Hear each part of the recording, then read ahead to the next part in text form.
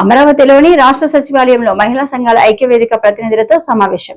మహిళల భద్రత, బాలిక విద్య, ఆరోగ్యంపై వారి సూచనలు, సలహాలు తీసుకున్న హోంమంత్రి అనిత.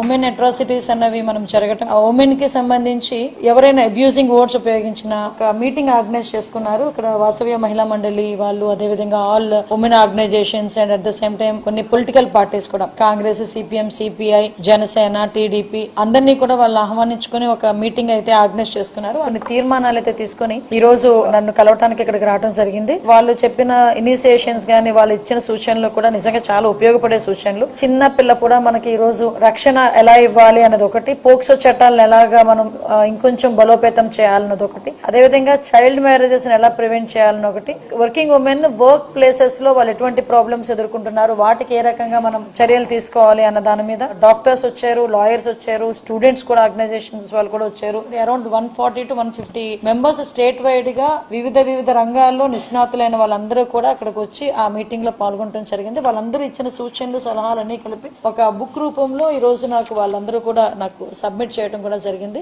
ఈ రోజు ఉమెన్ గురించి చాలా నీచాతి నీచంగా మాట్లాడే సంస్కృతి ఎక్కువైపోయింది. అది పార్టీలలోనే కాదు, ఈవెన్ ఉద్యోగాలు చేసుకున్న ఆడవాళ్ళ గురించి కూడా ఇలాగే మాట్లాడుతున్నారు. కాబట్టి చట్టాలని బలోపేతం చేసుకోవాలి. ఐటీ యాక్ట్ 66/A ఆ యాక్ట్ కూడా, దాన్ని కూడా కొంచెం అమెండ్మెంట్ చేయాలి. ఇప్పుడే న్యాయ నిపుణులతో కూడా కొంత చర్చించి వాళ్ళ దగ్గర నుంచి కూడా ఒక ఫీడ్బ్యాక్ తీసుకొని, ప్రత్యేకంగా వీళ్ళ నోటి నుంచి ఒక మాట వచ్చిందండి. నిజంగా నేను కూడా చాలా ఇంప్రెస్ అయ్యాను. మన చట్టాలను మనమే తయారు చేసుకోవాలి, మన గౌరవాన్ని మనమే కాపాడుకోవాలి. ఈ పదం వాళ్ళ దగ్గర వచ్చిన తర్వాత ఒక అవేర్నెస్ అన్నది వస్తుంది అన్నది నేను చాలా హ్యాపీ ఫీల్ అయ్యాను. ఎందుకంటే ఈ రోజు రాజకీయాలు ఈ రోజు ఒకలా ఉంటాయి, రేపు ఒకలా ఉంటాయి. నోటికి వచ్చినట్టు మాట్లాడేసి వెళ్ళిపోతే ఆ రాజకీయాల వల్ల తగిలిన పెయిన్ ఏదైతే ఉందో వాళ్ళు ఒక్కలే కాదు, ఆ లేడీస్ ఒక్కలే కాదు, వాళ్ళ కుటుంబ సభ్యులందరూ కూడా పడే పరిస్థితులు కనిపిస్తా ఉన్నాయి. రాజకీయాన్ని పక్కన పెట్టి వ్యక్తిగత విషయాల గురించి మాట్లాడడం, పర్సనల్ గా అటాక్ చేయడం, వ్యక్తిత్వ హననం చేయడం, క్యారెక్టర్ అసోసియేషన్ చేయడం, ఇలాంటివన్నీ కూడా మానుకోవాలి. ఇలాంటి వాటి మీద కఠినమైన చట్టాలు తీసుకురావాలి అని ఈ రోజు ఉమెన్ ఆర్గనైజేషన్ వాళ్ళందరూ కూడా నా దగ్గరికి రావడం జరిగింది.